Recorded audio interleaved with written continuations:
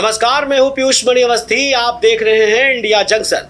इस समय विपक्ष पर हमलावर होने के साथ साथ योगी कई राज्यों में अपनी हुंकार भर रहे हैं।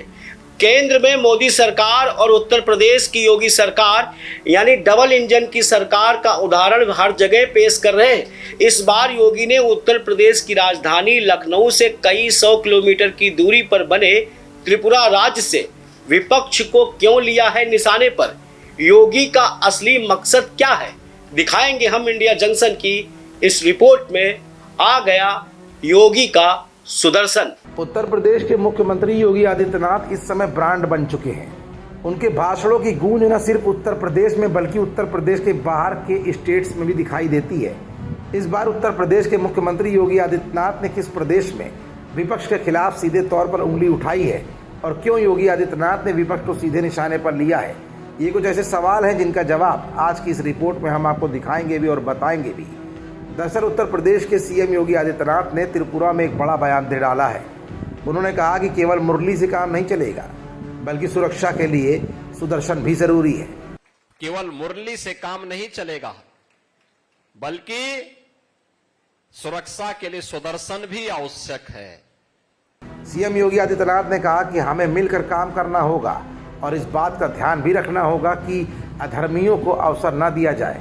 बांग्लादेश जैसी स्थिति की पुनरावृत्ति यहाँ न हो पाए, इसके लिए ऐसी शक्तियों को हमें समाप्त करना होगा। हमें देश और धर्म को सुरक्षित रखना है।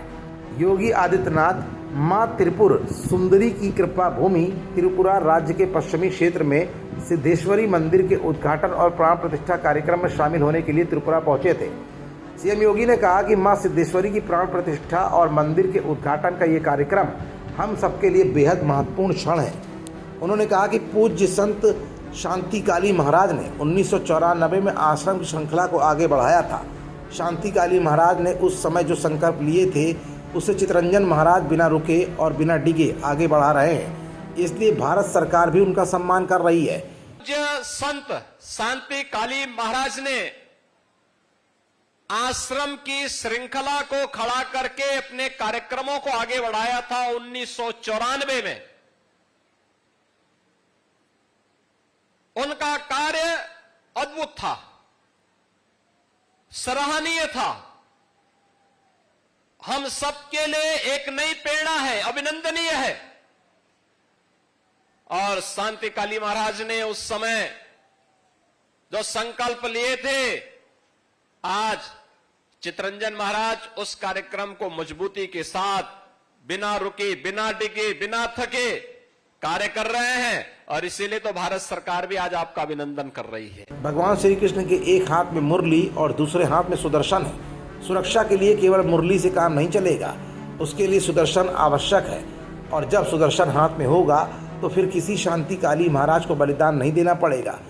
केवल मुरली से काम नहीं चलेगा बल्कि सुरक्षा के लिए सुदर्शन भी आवश्यक है। और सुदर्शन भी जब आपके सामने होगा तो फिर किसी श्री श्री शांति काली महाराज को अपना बलिदान नहीं देना पड़ेगा। योगी आदित्यनाथ ने कहा कि डबल इंजन की भाजपा सरकार ने विकास और विरासत के अभियान को सतत आगे बढ़ाया है। श्री अयोध्या धाम में प्रभु श्री राम का मंदिर निर्माण हो या फिर त्रिपुरा में मां त्रिपुर सुंदरी के मंदिर के सुंदरीकरण और पुनरुद्धार का कार्य, सभी उसके साक्षात उदाहरण हैं। योगी आदित्यनाथ ने कहा कि यूपी में डबल इंजन की सरकार आई और सुरक्षा का माहौल मिला। दंगाइयों के लिए बुलडोजर भी दिया गया और साथ ही साथ भक्तों के लिए श्री राम मंदिर का निर्माण भी कराया गया। और आज यूपी में भी डबल इंजन की सरकार आई, सुरक्षा का माहौल मिला, दंगाइयों के लिए बुलडोजर भी दिया गया और साथ साथ भक्तों के लिए राम मंदिर का निर्माण भी कराया गया। मतलब साफ है कि जम्मू कश्मीर में धारा 370 हटाने के बाद अब चुनावी समर में योगी आदित्यनाथ भी जहां बुलडोजर का बखान करते दिख रहे हैं, तो वहीं डबल इंजन की सरकार को लेकर आम जनता के बीच में भी जगह बनाने की कोशिश कर रहे हैं और विपक्ष पर लगातार निशाना भी साध रहे हैं। खबरों से जुड़े रहने के लिए सब्सक्राइब करें हमारा चैनल इंडिया जंक्शन।